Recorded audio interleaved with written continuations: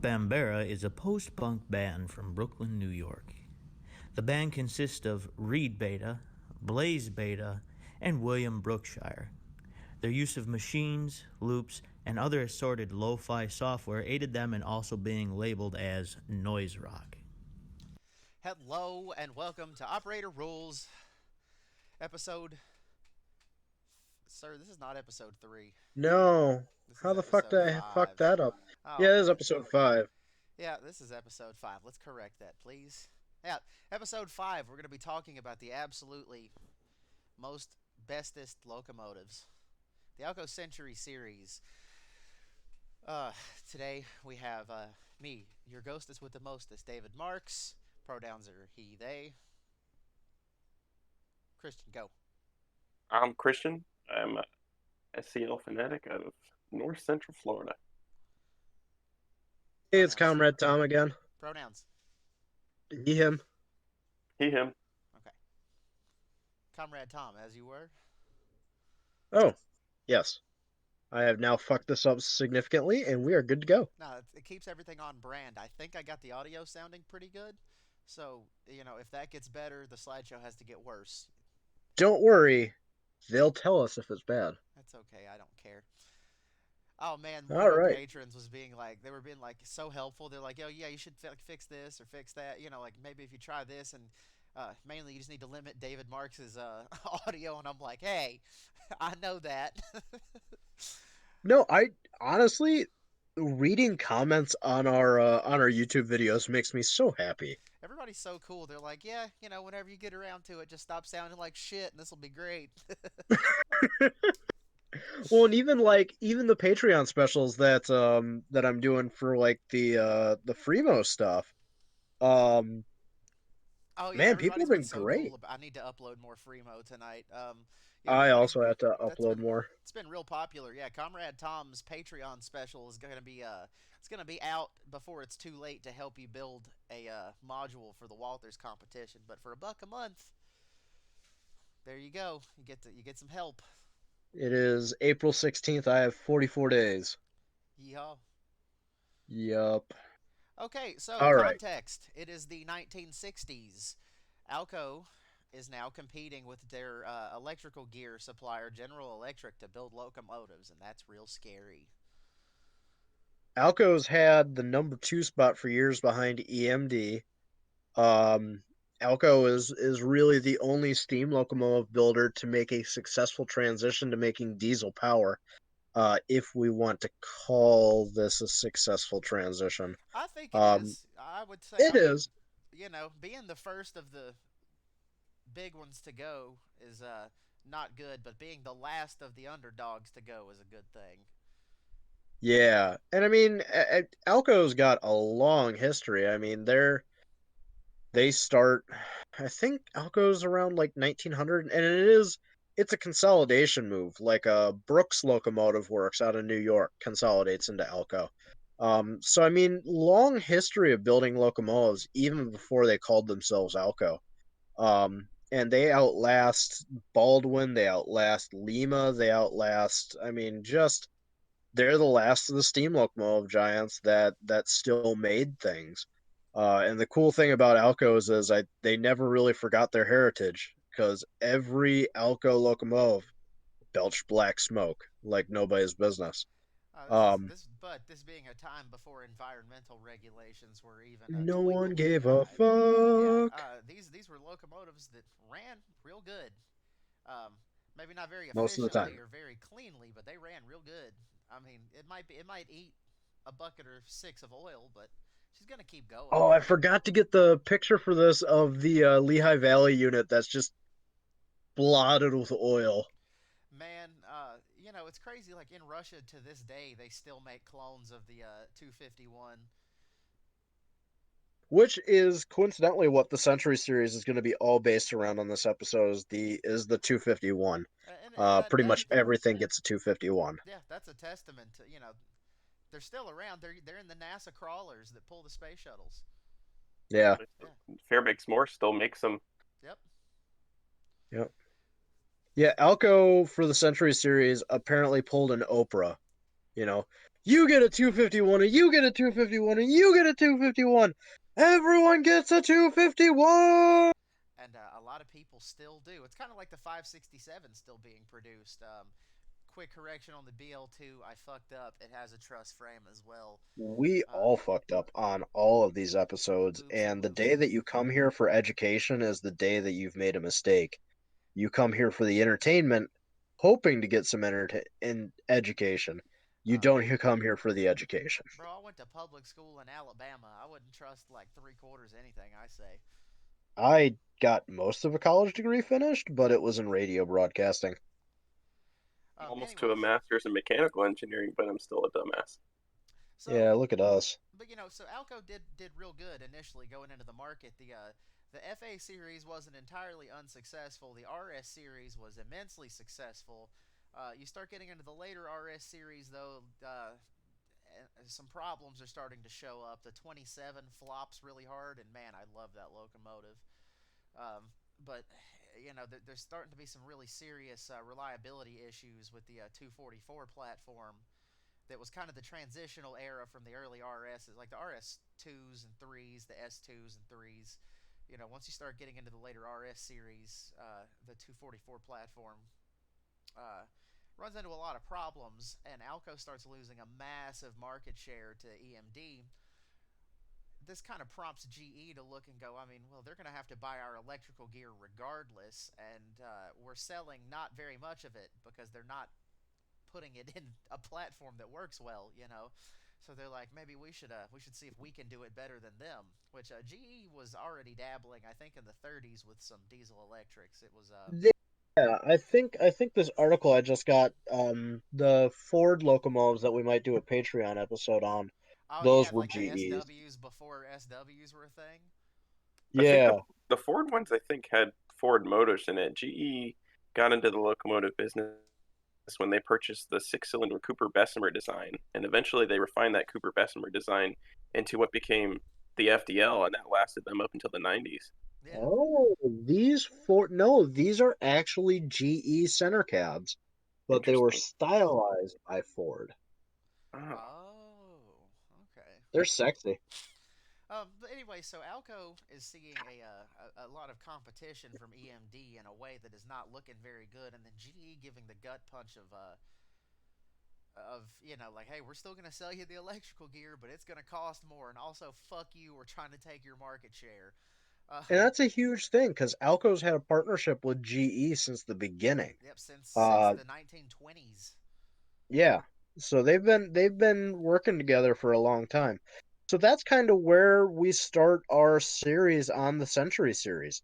And this is a really weird episode for us because this is a big umbrella topic. We could go into any one of these locomotives, C630, Oh all on yeah. its own. Oh yeah. Uh, but we're gonna do an overarching one here so that people can get some enjoyment of it and we don't get super bogged down on one thing or another. Um, so let's go to the Century series. Just some basic facts. They're built 1963 to 1969 by ALCO. The 1969 date is when ALCO closes up shop. So these are the last ALCOs. Um, they're built in Canada under the, what is that shop? MLW? Montreal Montreal Montreal, Locomotive Locomotive yeah, Works. Works. Montreal Locomotive Works. Until 72. Um, they are constructed upside down in a special factory in Australia till never 1972. Yep. Clyde. Um, huh? Clyde, I believe. Yeah. Yep. And so like when you guys see Robe Ironworks diesels, they're Alcos. Oh yes, I also played Trains UTC. Um, only 841 locomotives produced total. Um, A lot which of a lot. sounds like a lot until you realize there's 11 different models. Not only are there 11 different models, this is an ALCO that already lost a large market share, was a large company. This was one of the largest steam locomotive producers there ever was, and then had the largest early share of diesel production and expanded, and then EMD starts outrunning them quickly. Yes, they very start quickly. losing. Not only they losing ground there, but then the GE gut punch. Now, at this time, it's important to mention that the GE locomotives are not all that different from the Alcos. In they're in very few ways were they better, particularly than the Some Century ways they were series. worse. Yeah, a lot of the models didn't do really well. So it's important to remember that it's not like GE is immediately beating Alco. It's more to say that they're nibbling. And Alco can't take a nibble by the late 50s going into the early 60s. The Yeah. debts are mounting, and the Century series is a holy shit. We need something that works really good, and we need to And start making this is sales. really their last hope. And I will say this from looking at the series, they put up a hell of a fight with the Century series. It's just when you're so far down, it's hard to make it out. I don't know if you guys watch regular car reviews, but it was like Roman did a good episode on AMC, American Motor Corporation, recently, and Man, AMC AMC was so fucked. even during the Renault era, AMC was making good cars and were trying very hard, but you they just there was not enough money to be made. There's nothing they could do, Well, and and the other problem with AMC, and we're just gonna get a little bit off topic here for a minute. You know what we call AMC in my family? what's that? All models of cars, because they weren't making anything but the bodies for themselves anymore. They were, Yeah, um, there's so much of that stuff that came from other manufacturers. Which honestly, with my Claire Crossing layout, that's part of the traffic I'm going to be modeling is like crates of engines from General Motors heading across the lake by ferry to Kenosha, Wisconsin yeah, for the that's a AMC very plant. Alco's in a very similar situation. The market is leaving them pretty much regardless of what they do. Just the it costs so much money to develop a new platform, and then they're fighting for a small share of the market. Railroads are really finally finding their feet on big power, but motive power decisions are being refined at the same time that the railroad economy in general is in steep decline. You got to remember Yes. a lot of these Century Series Alcos ended up being used and abused by many very broke northeastern railroads that eventually turned into a very broke Conrail that needed to streamline. And it's Yeah. these locomotives are going to railroads that aren't doing well, and they're not being treated well. This is a very sad story beginning to end. Um, some cool things that I learned about this. First locomotives that use AC power. Which was the I think of future. They eight. were absolutely ahead of their time on that. Yeah, it's one of those things that I think about AC only being the last, 10, 20 years. And That's like, that's here's why a here, lot of these are still around. I mean, yeah. the last American made Alcos were before 1970. You don't even see a lot of EMDs roll. I mean, well, you do see a lot of EMDs, but a lot more were built. You know what I mean? Like, but Well, and there's a it's large just amount of whole fleets of these things from a dead builder that are still around today. and see when we really take this in for really scale of age, these locomotives were done being built by Alco before Amtrak was a thing. Yeah, yeah. So I mean, that that being was said, kind of cool. MLW was still building into with between like with Bombardier, I think into what like 81, 82. Up to 85. They Oh were man, building the with 251Fs into those little Bombardier units for Via. That's cool. And then of course the most important fact about these locomotives is that they are generally cooler than EMD or GE locomotives because Alco. I know the trucks are a hot topic here, but those high ad trucks to me, the high adhesion ones on that locomotive right there look so good. I have a high ad truck shirt I got from Mohawk Design. I wear it like 3 days a week. Man, they look so good. Tom, you mentioned the AC power usage on the Alcos. Were you referring to the alternator? No, no. The C630 AC was, traction. yeah, AC No traction kidding. motors. That's Yeah, amazing. right? So, and that's all stuff we're gonna get into here in a minute. That's part Um, of why railroads like Delaware Lackawanna keep them around. I guarantee you. so the first thing that we're gonna kind of go over here is the thing that took me the longest to do, and so we're gonna explain it for our viewers. I'll take the first bit, and then you guys can take over on it. This took me entirely too long to realize, but the way that these numbers are classified is they are a C and then 3 digits. And the first digit is how many axles it has. And then you guys said something about horsepower, so explain that again. Okay, so if So you got the like next two numbers are the horsepower rating times 100. So if it's C420, it's 20 times 100, and that's the horsepower. so it's a Century Series 4 axle 2000 horsepower C420. Perfect. So, and that kind of brings us to the release of these locomotives. They originally release um, the C420. Hey, it's the weed number Hey. Lamal. Ha ha. Um, they do release the C420. That is the original ALCO. They also had a C6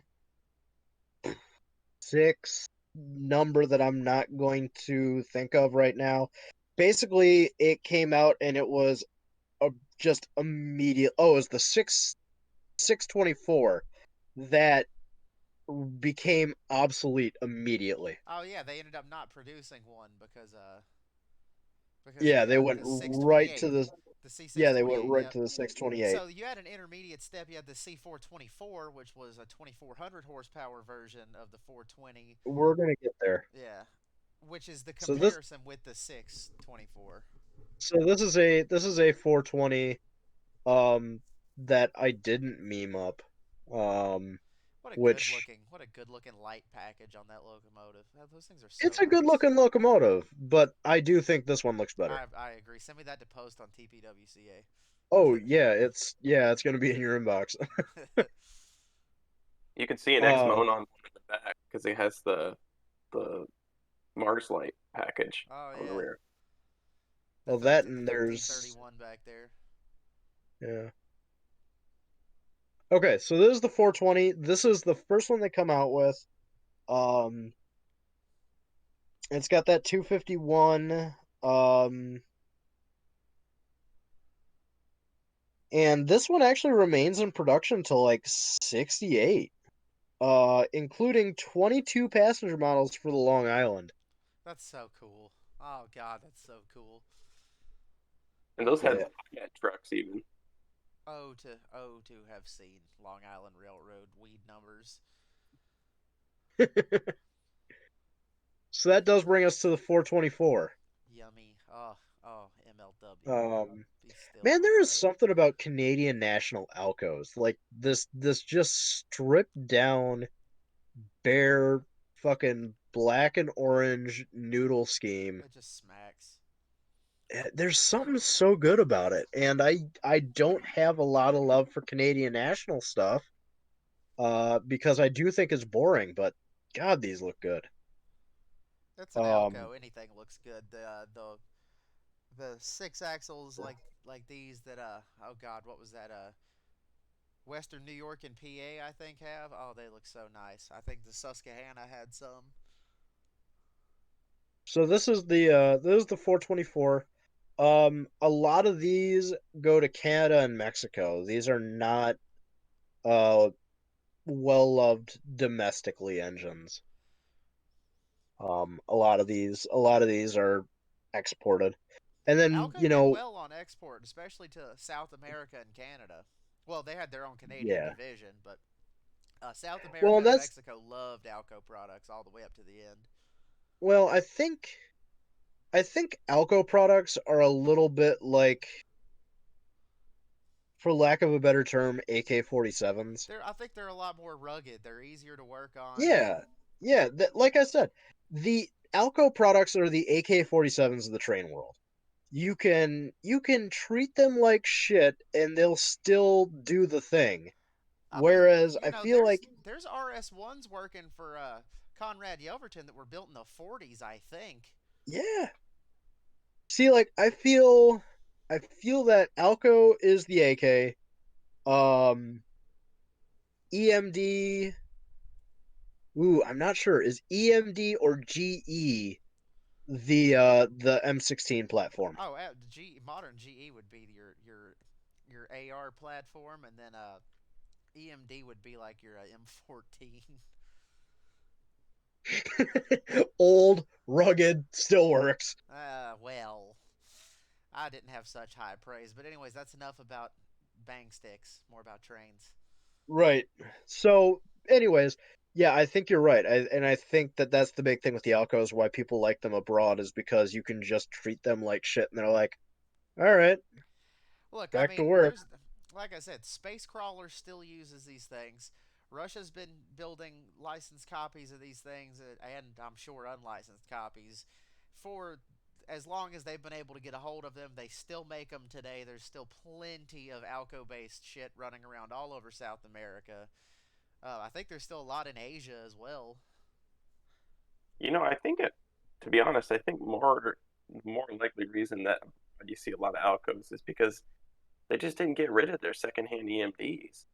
But then not only that, but Alco, if it was built new, they were probably a lot more willing to customize than some of the other builders because they needed the job. This is true. That's the other thing that yeah. When looking through all these, think I think you hit some part of it. I think that it's yeah, they need the work, so they're willing to customize. I also wonder if some of that comes from being a steam locomotive company. Oh, it Absolutely. Because, certainly does. when you were dealing with Steam days, like we talked about on the last episode, there was a lot of people that came to you and said, build this. And it was like, well, that's not our standard model, but yeah, we'll build it. I mean, Build it's your these plans. If nuts. it blows up, it's your problem, you know? Obligatory build these nuts. Yes. Anyways, yeah. I'm like trying to think, like, wait, what nuts are we talking about? I'm like, oh, these nuts. Yeah, Okay. yeah, okay. Um, Boy, that drug out so way longer than it needed to. yeah, listen, I've been up since like 6 a.m. No, today, it's all right. which I guess is not really like a brag against you because you're in the same boat. Okay, Oh god. Oh god. Oh oh oh man. Whew. these are our You're C628s. goddamn right they are. These are actually, so we talked about the 624s. Those 624s age out so quickly. These are what get produced instead. They're basically setting up the six axle program for about the time that the 424s come out, but nobody's biting on the 424 in the U.S. and the technology's advanced a little bit here. So about midway through, they're like, "Yeah, fuck this. It needs a redesign." And then, And these are beautiful locomotives. I mean, they are long oh, boys, they're so good. God, the notch nose. Oh, which God is a damn it. carryover from the late RS units. Yeah, that's and it's on all the Century units. It's even on the T6, which is technically part of the Century series, I guess. Well, it's not now because I didn't fucking include it, so It's it's not a probably century. actually not, but it is the last thing that they were building. I don't. They were 1,000 horsepower. I don't know if they were. I count it in there because it still has a 251. Yeah. But I I'm guess telling that you, it's not in the slideshow. It doesn't count. Okay. Well, they're cute. They're like an S2, but it has like the little notch nose like that. They're adorable. Oh, those fuckers. Yeah, Yeah. those fuckers are amazing. Yeah, they're adorable. same engine Yeah, as isn't the it like Chesapeake and a Western that had a bunch of those? Yes. yeah. Yeah, those things are badass. That's what was built in the same engines went into the White Pass and Yukon Yep, Alcos. sure is. Neat.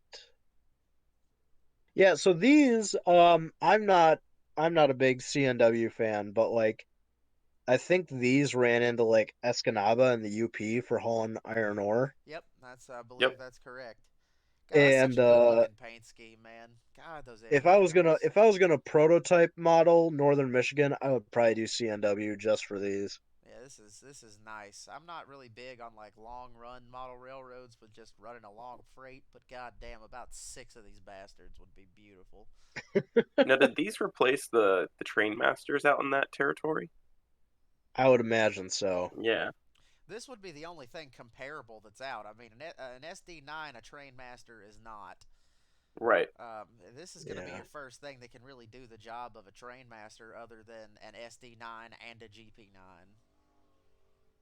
Yeah. I mean, these are behemoths. I would wager to Um, say, I mean, now this is gaming chair railroading, but I would wager to say 2 of these probably do just about as good as 2 SD9s with a couple of Jeeps.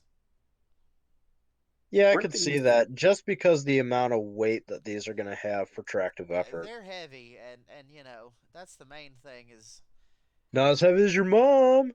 now, and what I mean by that is I don't think that there's going to be trains that 2 SD9s and 2 GP9s could pull that 2 of these couldn't. Yes, but I think that it would take slightly more than 2 SD9s and 1 GP9 to match these two. An SD9 is not equivalent to this in pulling power, from my opinion, and No, I think I don't think I that. think we'd have to be looking down the barrel of a SD40 to probably match this, Yeah, I would or at say least a 38. 38. I say because you got a little bit better electronics by then and probably a little quicker transition. I'd say a 38 would probably be a good match for this. Um, God, these locomotives are sexy. Look at the strobe on the front. I love light packages. I love strobes. I love weird features. is that a strobe or one of those prime stratolights? What's the Oh, I have no difference? idea. I feel like it's a strobe because I think they had to use strobes at the iron ore docks unloading. Okay, because I thought this. I think if I'm not mistaken, there's a non-moving parts beacon like the Santa Fe used, where it would just light them in series going around it in 4 different lamps. Oh yeah, I Yeah, have no idea. I think it is I that because it's flat and wide. Strobes are usually a lot narrower in cross section. Oh, okay. Yeah, Either way, it's cool. I'm not a detail guy when it comes to a lot of this stuff. I really wish I was. You'll get there. I'm learning as I go, mostly from train sim stuff. Yeah, I really wish I had a better handle on the detail stuff because there's so many models I want to make better. And they're like, "Yeah, it's this special headlight." And I'm like, "I have no idea what I'm looking at." Well, one fun detail I'd like to point out is if you look at the wheel slip indicators on the trucks, you can barely make out the GE meatball logo on them. Yep, Yeah, I was noticing that myself. that would Yep, be. that's I'm gonna cool. madden that with my mouse. Right there is a GE logo. They can see it. Yep, right there. Yeah, Yep, right there. And then let's just appreciate this somehow green colored jointed rail God, in the foreground. that's awesome. That It track looks looks like it so looks like fucking bad. oxidized nickel silver track. God, that track looks so fucking bad. This is what like the Dothan CSX yard looked like as I was a kid. Yeah. And like look at how light that rail is for this behemoth to just be sitting on. Yeah, I know these things were a fucking problem in yards. Yeah. All right, moving on cuz we will just drool over this. Um this is our C425. Oh yeah, baby. These are actually specifically requested by the EL. Um, Oh, right there, you see why. You piggyback and hotshot service, and you just know this thing's hauling fucking balls.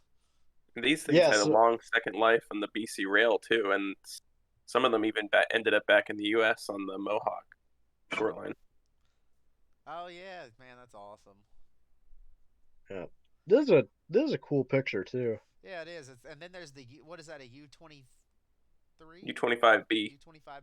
So Yeah, I these was are gonna say it's the basically the U25. equivalents of each other. These have the same electrical gear, I think. I think they use the same, all like the same traction Same motors, trucks, same everything. same Yeah, trucks, traction motors. You got the ALCO version in front, the GE version behind, but those are basically market equivalent. Like they're supposed to, in the railroad's eyes, you should probably be able to drop replace either one of those at any time and get the same output. right. These are direct competitors. Yeah, yeah. That's the funniest thing about the railroads to me is like everybody got on board with like the same type of MU hookups and stuff. There was no like argument and Well, there was an proprietary issue MU initially hookup. with Baldwin using the air transfer ones, but they ended up, I think, doing a patch where you could modify them, like with a kit. FM also had problems with that kind of MUing, and that's why you see on Seaboard locomotives they have all the funky air hoses going in every which direction Huh. because they wanted to be able to MU any power with anything else, so they had to make sure their Baldwins were MUable with everything else. That's fucking cool. Fucking awesome. I That's me. love That's me. Baldwins, and That's we're me gonna doing have weird. to have Sorry, I was our like, that's me. season. Oh, we're awful about this. I'm getting I know we annoyed. are. I was gonna say that's me doing like all the weird shit with my train sim project, like making sure like, okay, well this caboose is also set up to be a DPU command. Like, yeah, I love detail shit like that where it's like, no, we're gonna make this thing compatible with everything. So we're gonna go over since I already broke the seal on planning for season two. I'm just gonna go ahead and quick add here that we need to do a whole episode on just the Baldwin diesels Yes, please. Well, like I because said, if you can imagine it, I think at some point we'll do an episode yeah, on it. We have a lifetime's worth of content, and stuff will always be happening. that's so far we have like a year. We got hell. I can fill out the next 5 years in about 10 minutes if you Yeah, give me the chance. yeah. But yeah. All David, right. you and I need to drool over the Seaboard centipedes running through Alabama. Oh God. Yeah, I think I saw a picture of one outside Montgomery one time, and that makes me want to cry. Yeah, RS2 sandwich. Oh All man. right, here is our one and only Northeast Cryptid removal organization photo. You know what? I do need to send him this because I feel like he could absolutely just post this, and it would make sense. Yeah. He just Like look at posted the like guy's face in the cab. he posted Conrail photos the other day and was just like ass to ass with no context. He didn't even Yeah, I saw that. he I was didn't even fucking tag dying. me. He was just like, I'm just doing it. Yep. So this is my first. So these are 855s. Here is my confession. We talked before the show about this. I didn't know these were real locomotives. I thought that these were shitty Tycho and Athearn fucking false models. Oh no, and it's good. I am a sucker for this big weird experimental power from all the builders. I love it. And I believe they made an ABA set They of sure this. did. They Yeah. did. Yep. And so that's one of the things, we just talked about how willing ALCO was to kind of experiment on behalf of the railroads. And this is another example of that. This is only made for the UP, and the UP is like, "Hey, we need these things, and they should be able to like replace 10 locomotives." And Alco was Alco's like, happy to build whatever. Well, every builder "Yeah, was, to be honest, but Alco especially was happy to build anything you asked them to if you had the money to pay for it. Like they really did not care. I just want to say I know that like one single ES44 probably pulls like more track, like could pull a train better than this. You cannot tell me a Gevo feels as good as this thing though. Like you look at that man in that cab, that blurry bastard, that the Union boys didn't compress the pixels too good this day. Uh, that man right there is probably the most. You might feel more powerful flying a space shuttle, but I but think I he might fucking actually doubt be it. controlling the reverser handle with his erect penis." I I'll be goddamned if anything besides a space shuttle feels as powerful as that thing fucking must. And the GEU 50 is the same way. Like you cannot tell me that that piece of shit that barely worked is not the most powerful looking shit on the planet. Like, oh, I love I this can tell stuff. you, I've been at the throttle of a Tier 4, like the new modern Tier 4s. Yeah. It feels like you're driving a Prius. Oof. I They know are they. quiet, comfortable. I mean, it's good for people that actually work on them, but I want to be the Not dude that. not for our hot rod hobbyist railroaders. Yeah, I want to be the yeah. dude that drives this fucking thing, man, or the Southern Pacific one that we're gonna get to. Oh man, that But thing. like this thing looks so comical. It literally looks like somebody at Tycho went to work for Alco. It's so stupid. I love the arrangement of those trucks together. It is the dumbest arrangement, and it is just amazing. And Span so bolt. these UP had asked for this to replace about 10 first generation diesels. And like, Now, okay, now that's all cool. that was the ABA set though, right? Yeah, Uh, it had to It be. would have to be. I mean, even if that's still, you're still essentially rolling three locomotives into one, which, They think. yeah, which, I mean, sounds like a great idea until you forget that these are diesel locomotives and not steam locomotives. So you have these wonderful things called MU cables. And when one of these breaks down, you've essentially broken down three locomotives instead of one. So Well, there's some could they not logistics flaws in if my mind. if one of them went down, could they not keep running? Well, it is a dual engine unit, but like Oh, still, you mean in the locomotive, like yeah. Yeah, it's just like yeah, because if there were this two prime movers in each of these. So it's right, one I locomotive is agree. supposed to replace three locomotives, but using two prime movers. So you're actually only reducing one prime mover and four traction motors. Yeah, but at the end of the day, like if something critical happens to this locomotive, you've now removed the equivalent of three locomotives from your fleet Yeah, And this that's was a problem instead with of just all of removing the one locomotive. yeah, it's true. this was Yeah. a problem with all their double diesel designs. Like even the more successful TD40X. I think honestly, I feel like this is the equivalent. Like I feel like at this time, there's still people as weird as it is. I mean, this is we're not even in 1970. You could have less than 20 years on the railroad and still remember steam. And I feel like there was some like engineer in the back office of these companies being like, "We don't need extra motive power. We just need bigger motive power. It worked with the big boys. Why doesn't it work for the diesels?" Well, if you Like I look at feel this like thing, there's some this is as steam locomotive as a diesel can look. exactly, and I think that's kind of like I think there must have been somebody in the engineering department that was like, "Yeah, this made sense for steam. Let's do it again." It's And just unbelievable how big these fucking things are too. Look at those yeah, dudes standing next to it. yeah. Look at I mean, it's like two fucking stories tall. That fully detached pilot really makes it look like a old Lionel model. Yeah, it Yeah, does. that's the other thing. Like I said, this just looks like a fucking toy to me. That's why I thought it didn't exist. So yeah, this is absurd. It's really cool. Now, you guys, was this the one you guys were talking about the wiring failures? Yes. I believe so, yeah, aluminum wiring. So, Yeah. so for They used me, who aluminum doesn't wiring. know Yeah. anything about this because it's Onion Pacific and I hate it. Um, explain to me what happened with these. Um, Christian, you can go into more detail than me probably, but basically, as a cost-cutting measure, instead of using copper wiring in this big bastard that needed a lot of copper wiring, they went with aluminum. It's lighter, and it's also, which isn't really much of a factor in this big heavy piece of shit, but mostly it was cheaper. The problem is the electrical loads they're running over it were substantial, and it would just catch on fire.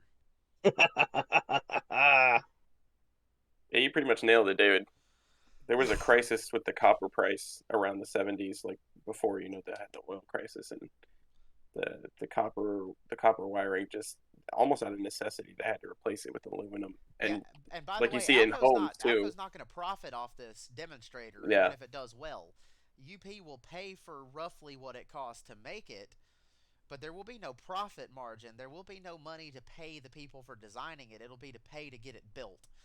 And then you're hoping that you sell 30 or 40 of them and make a small profit. the That biggest does not problem is you develop all the tooling. I mean, they probably exactly. got paid enough to design it and everything, but you have all this tooling now that you can't use anymore. I've wasted a whole lot of time for not any. You lost money on this project. I get. There's no money was made on this.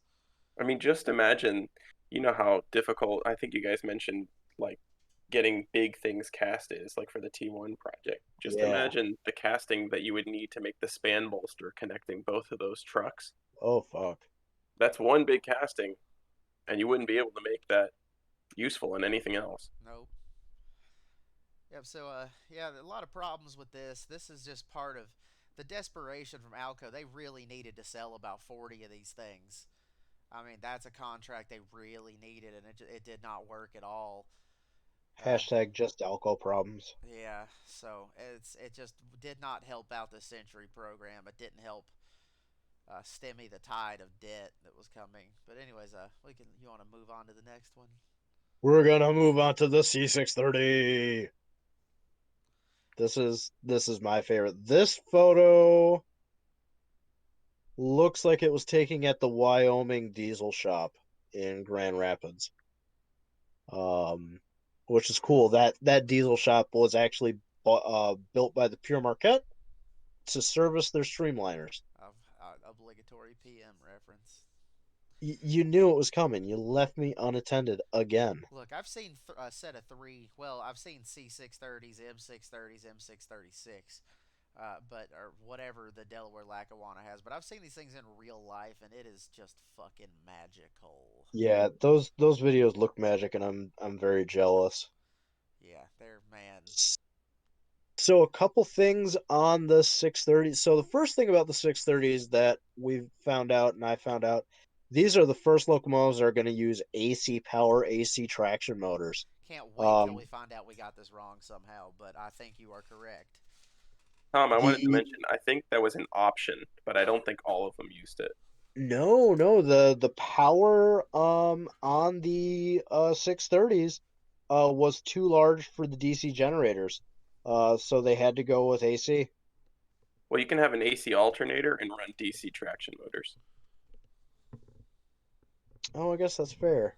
Yeah, that's actually I how don't most know. GEs do it. Older ones, anyway. We'll have some advanced foamer correct me in the comments. Yeah, I'm it's good with fine. it. If we get it wrong, somebody will correct us. Well, and that's actually kind of my favorite thing is like nobody's shitty when they can correct us. They're just like, "Hey guys," and we're like, "Oh, that's cool. I'm still learning." It's okay if anyone says anything mean to me. I'll just or any of you guys. I'm just gonna tell them I'm gonna fuck their dad. That is the most effective deterrent that I've ever seen in my life. It's hilarious. Look, I will fuck your dads. Don't. I will start. I will start a polycule with your parents. I will use your old bedroom to record harsh noise albums, and then I will rent it out on Airbnb to buy my wife a new gaming PC. Do not be Seems mean to fair. my friends. Um, so one thing that is an option on this locomotive for sure are these high ad trucks. These are the high adhesion trucks. They look amazing. This guy's in the background yelling. Um, If anybody's being mean, I'm gonna fuck him up. yeah, She's like, and I will. this guy's gonna fuck them up, and then your son's gonna come out and just come out swinging. Oh my god, the kid's gonna come straight out the womb like, I'll fight a fucking foamer. Um, so the funny story about these are the one Alco on this list that I know some history about, so you guys get to learn about it. Yay. C&O buys these. They think that they're gonna work on the Chesapeake division hauling coal, because that's just kind of what the C&O does. Um, they do not like these locomotives. They are not a fan. So they ship them up to Saginaw, Michigan. Important to remember that Uh, these are early orders, and like with any locomotive model, the early ones aren't, they're not teethed out. Great. Although Alco did do, I think, 5 years of development on the prime mover itself, which is And this is still a 251. It's a later variant, but it's still a 251. yeah, they did 5 years of development on that before they even put it into service though. Yep. You So guys want yeah, to know like something interesting? Yeah. yeah, of course. So, the 244 had problems right from the outset. You had hot running engines because you originally had air cooled turbos and they would crack their blocks. But Alco may have been able to capture way more of a market share early on if they had just released what they had developed as the 241. They almost released that, like they tested it in that Black Maria demo unit, but they decided to like rework it for higher horsepower into the 244. But if they had released their reliable and tested 241, they might not have never fallen so behind. Man, alternate universes. If only they could have just held on into like the 80s, man. Like anything. I just want to see. I don't think that ALCO would ever be able to make a tier 4 transition without starting all the way over. But God, Yeah. just to see what their answer to like the SD45 or what, well, how about the SD50, SD60? Yeah, Uh, I'm like, there is an answer to the yeah, SD45 I in here want to see I somewhere. want to see the ALCO response to like the C30-7.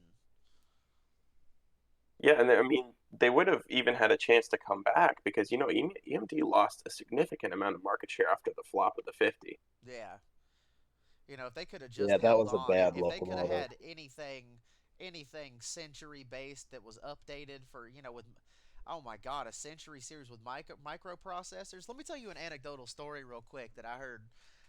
So at Delaware Lackawanna, there's like the GE leasing scheme C630 that's there. Yeah, Well, the story behind that goes is that GE was having problems getting power to BN. Uh, and part of their agreement was that all right, we're gonna give you some lease power to hold you over while we work on some production issues. And one of those things is that, which was a test bed that they had put Super 7 electronics into a C630.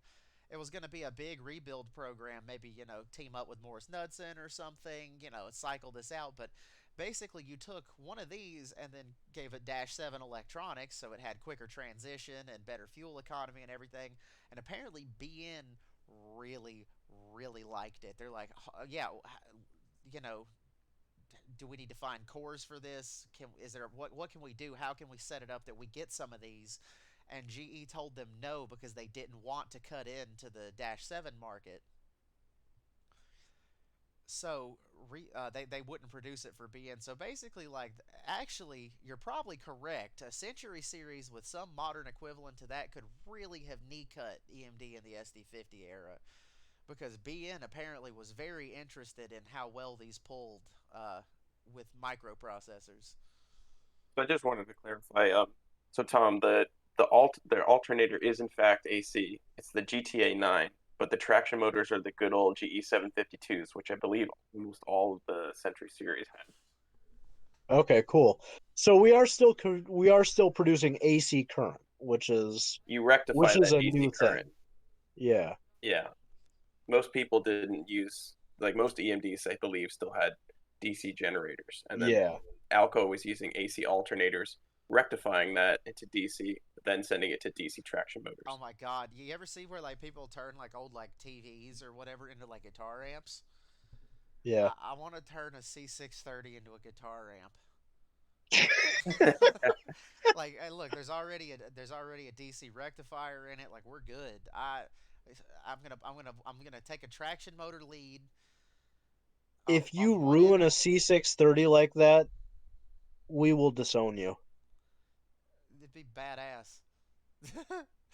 It'd be badass, but you'd be ruining a C630. Well, there's like the time they took an M420, which this ties in because M420s are also Blaze it. centuries, and then drove it down the street in Canada to a hospital and like just That's used it as a right. That was a generator. cool thing. Yeah, that's good stuff.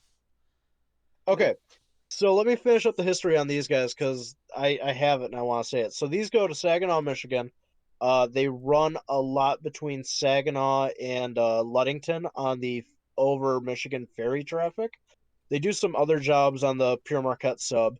Um, CNO still just doesn't even like them for this role. So they actually get sold to Robe Ironworks down in Australia. I believe they had to take them to a rotary dumper to turn them upside down for shipment. And then yeah, It's and got to be then real hard when you get them off the boat and you have to flip it. I yeah, bet that's tough. yep. So then one of these or a couple of these got completely destroyed in a wreck at Robe. And I think there's a couple of these still kicking around. So after we fund a driver on 5550, Patreon to buy back a CNO C630 so that David can make a guitar amp out of it, I Yeah, guess. yeah. All right, let's keep it moving. The Oh obligatory yes, I'm dive in control of the kits. slides. Yes. Oh God, Um, yes. so this is a C430. Um, Obviously you guys know from the numbering system this is a four-axle version of the um 630 C630. power plant. again, we're going to be using AC, I assume the exact same way to a DC rectifier. Mm-hmm. The cool thing about these is that while the high ad trucks on the 630s that we just showed you were options, on the 430s, the high ad was standard. Man, high adhesion trucks look so good. Yeah, look at them big boy springs. Also, Susquehanna units just look fucking good. Yeah, they do. What a good shit post of a railroad. Moving on to David's Yeah, favorite, boy. Yeah, boy. Sure. C415. This is designed for operation by a single person, which, yeah. Okay, sure. This, honestly, it looks like to me like a fucked up proportion GMD1. I fucking love these things. God damn, what good looking locomotives. They're so dumb. I love center cabs. I love stupid designs like transfer locomotives. I eat this shit for breakfast. This is very Euro God, I looking. love it. They have a lot with like a slightly shorter hood and then a longer Yeah. other hood.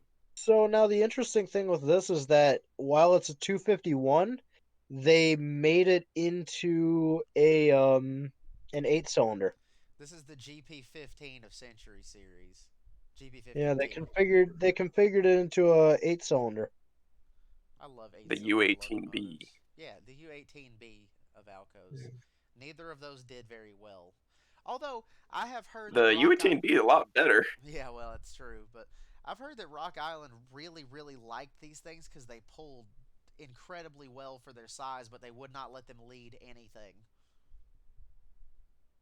Yeah, I can The see it. SP hated theirs. They were much happier with the the SW 1500s and MP 15s afterwards. Yeah, I've If I saw this locomotive in like an ALCO demonstrator scheme and someone looked at me and said, "What railroad do you think that's going to operate on?" 100% my answer would have been the Rock Island. I've heard that if the crews would, I've read some crew, old heads in Facebook groups, and they'd be like, "Oh man, I'd love to have one or two of these things trailing because they pulled real good. They're real sparky little bastards, but they were the road, their operating rules were like, yeah, you don't lead these on road trains." David, I Was wanted there to any ask. reason for that? I'm not sure to be honest.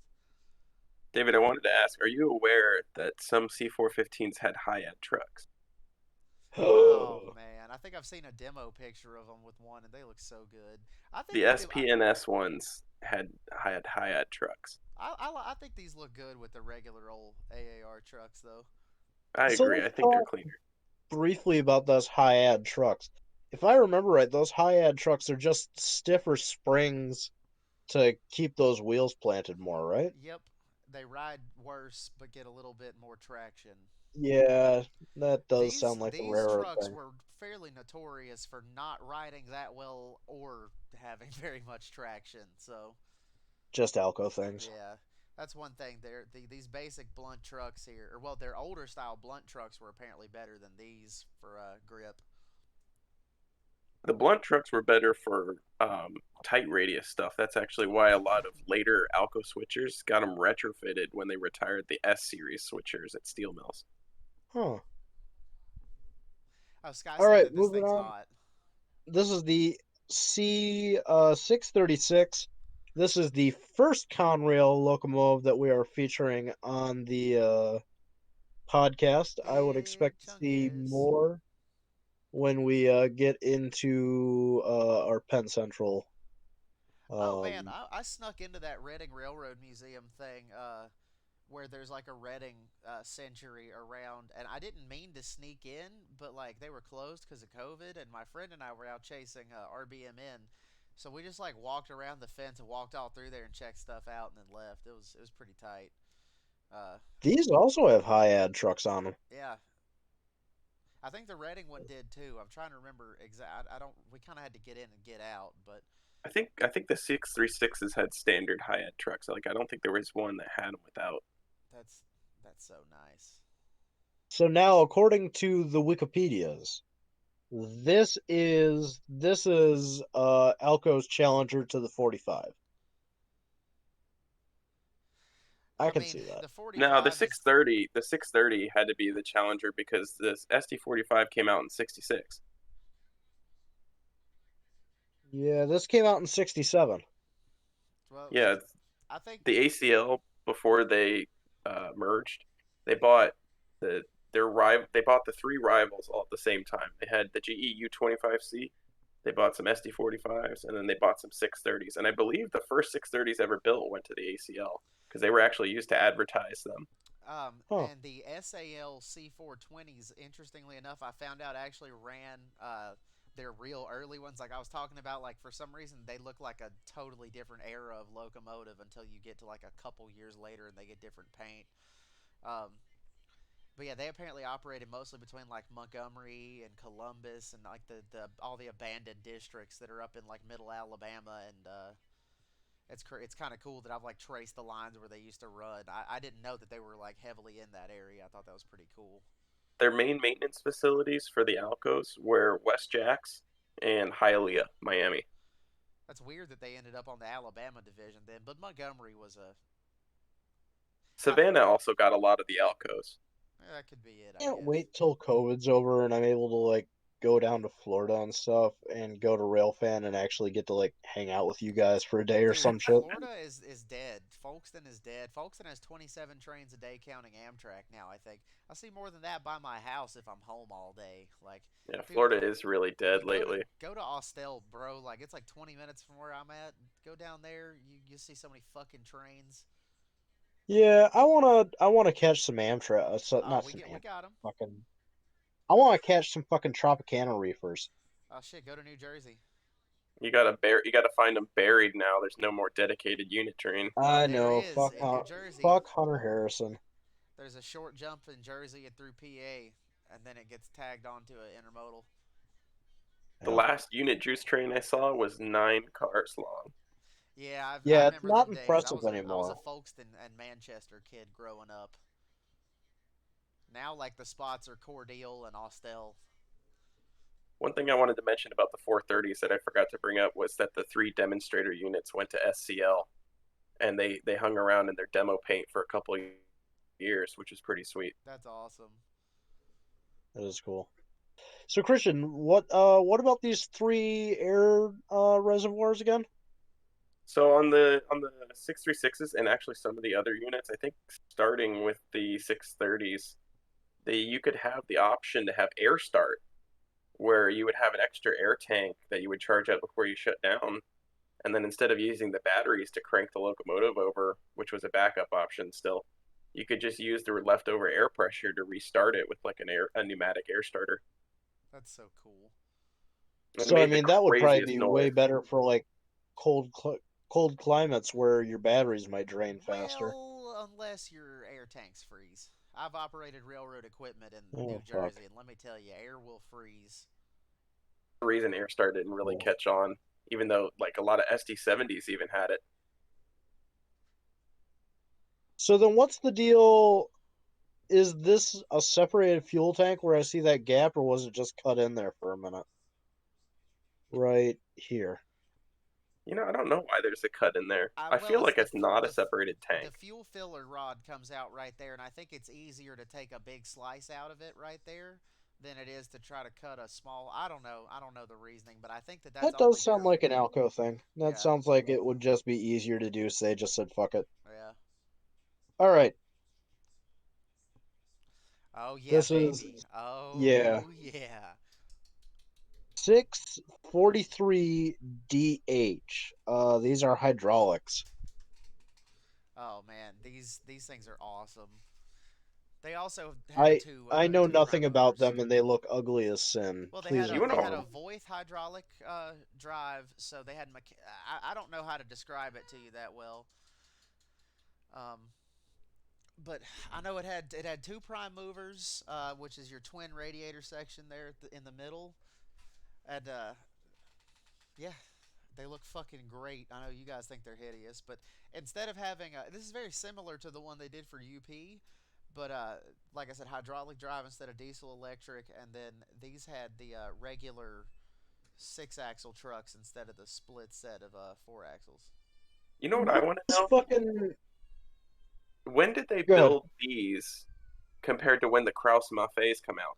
Because like, did they know that the diesel hydraulics were already a flop before they made No, these? these came out about the same time, I think. Okay, gotcha. Yeah, I was about to ask, what was SP's thing with the fucking hydraulics? They're experimenting. They're trying to cut down on motive power. Same thing UP was doing.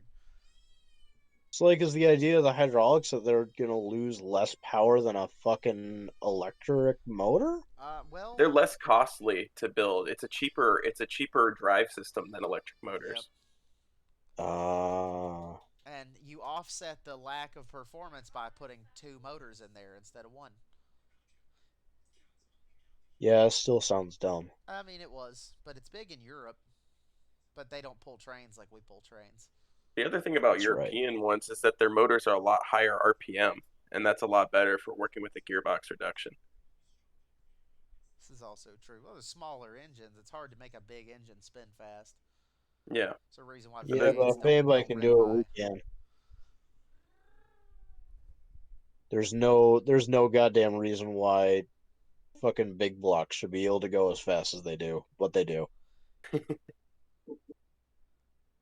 I had a buddy that bought some grandma's garage find fucking like 77 Cadillac Eldorado in poop brown. And that car had like a 424 in it. And this was when gas was like $3 or $4 a gallon. I'm like, why the hell did you do that? And he's like, well, my other car's a Fiero, so it kind of like evens out. Oh God, that's me. We're rocking the Saab and the Volvo. Yeah. Nope, I'm just out here living that metro life. All right, so this is the last of our Century series that we have on here, which brings us to our Patreon. So really quick kind of run over tonight. I feel like we had our shit together on this one. Yeah, I think this was nice. Yeah. Look I at enjoyed that. my first Don't get pod with used. you guys. Yeah, well, now that you don't sound like you're talking through a guitar pickup, I thought that he was trying to channel us through like a bowl of blood or some shit. yeah, it was Like, some pretty medieval shit. He was yeah. he hired a town crier to like yell like somewhere. He had him in like Macon, Georgia. He was shouting from Florida, and it was getting relayed up like it's the telephone game. It was awesome. Oh, My Yeah. laptop melted down, and I think they didn't replace the microphone when I warrantied it. uh-oh. Yeah, well, That would explain a lot. thing about the Patreon, our third person has bought into the freight car thing. We were thinking about being cool. We had 2 people at the $30 tier, and we're like, yeah, we'll give them both a car. We'll be nice dudes. And then someone else did. So that sucks, you guys. Hey, if you want to gamble, 1 in 4 shot, $30, get a train car, and you also get all our nice videos. And I talk to you. I talk to most of the patrons. If you like message us on there, I'll talk to you and hang out.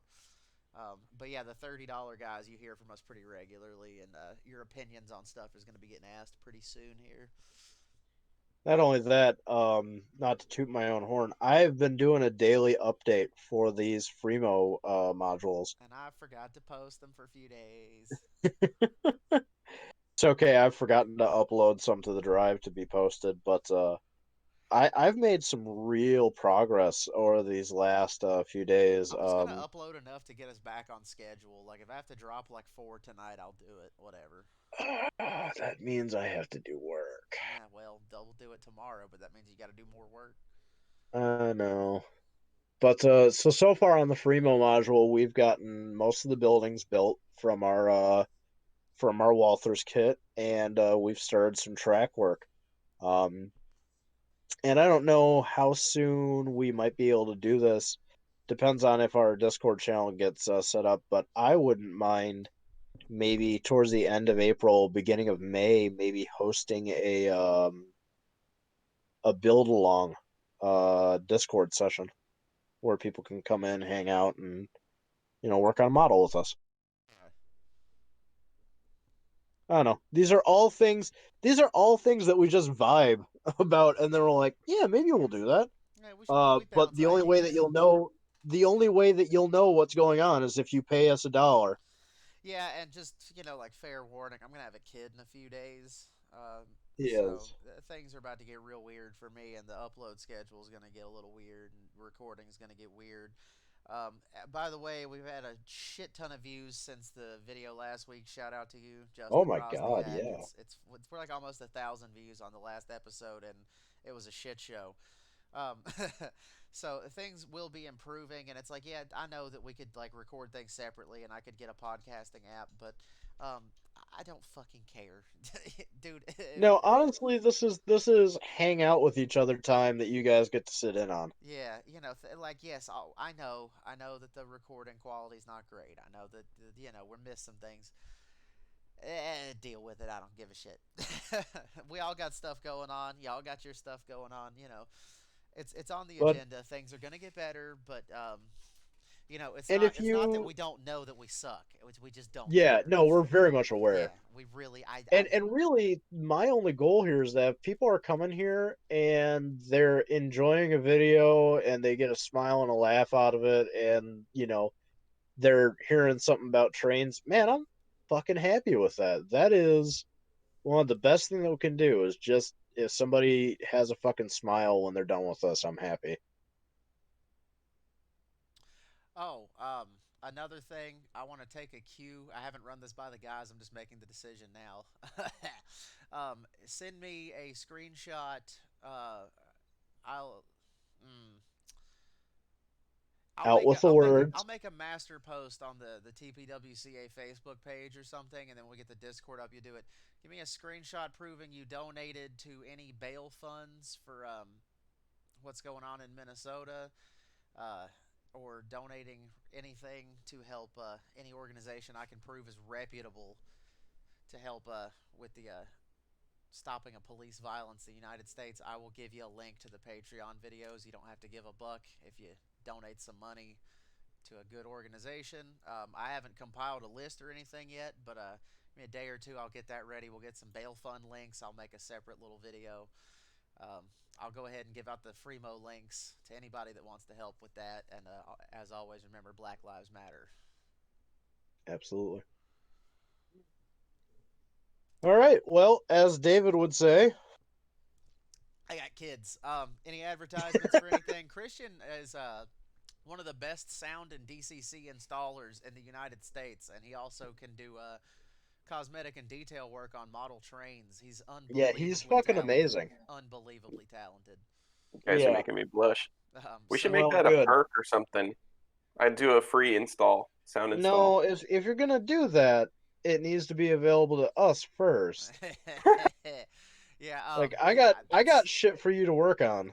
hey, that's absolutely something that we can set up and do though. We'll get a contest going or something like highest donation to one of the bail funds that we find uh, gets a DCC install or something. We could do something cool like that. Just to be clear, I won't buy you the parts, but I am an ESU dealer, so I give you them good prices. I get you a good price on parts, and I'm assuming the install for free. Heck yeah. We'll set up Oh some my terms god. and everything.